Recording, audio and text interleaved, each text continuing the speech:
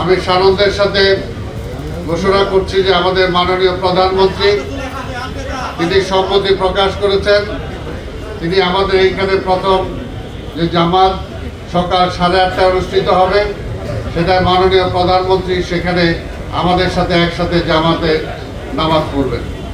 এইখানে আপনারা সবাই জানেন যে প্রায় 35,000 লোকের জন্য নামাজের ব্যবস্থা আছে, পাশাপাশি মহিলাদের জন্য নামাজের ব্যবস্থা আছে। এবং আমরা আশা করি আমাদের মন্ত্রী পরিষদের সদস্যবর্গ সহ অন্যান্য উচ্চ পদস্থ কর্মকর্তা যারা আছেন তারাও এখানে উপস্থিত থাকবেন। 200-র বেশি সার্ভিস ও ফিচারে লেনদেনের সব বিকাশ অ্যাপে সম্ভব। এবং এখানে আমাদের নামাজের আগে যদি কারো প্রয়োজন হয় ওযুর ব্যবস্থা সেটাও করা আছে, মহিলাদের জন্য একই ব্যবস্থা করা আছে।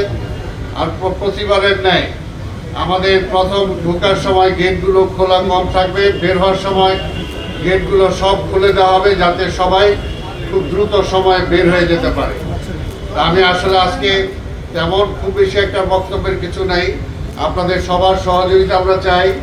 ঢাকা দক্ষিণের পক্ষ থেকে নাগরিকদের সকল সহযোগিতা আমরা চাই, প্রশাসনিক সকল সহযোগিতা ইতিমধ্যে আমরা পেয়েছি এবং ইনশাআল্লাহ ঈদ পর্যন্ত আমরা সেটা পাবো, এটি আমরা আশা করি। সাংবাদিক ভাই এবং বোনেরা আপনাদের সাহায্য সহযোগিতা আমরা চাই এবং আপনাদের মাধ্যমে ঢাকাবাসী জানতে পারবে আমাদের সব কিছুর কাজে। আপনারা সেই বিষয়টা আপনারা উল্লেখ করে আপনারা প্রচারের ব্যবস্থা করবেন।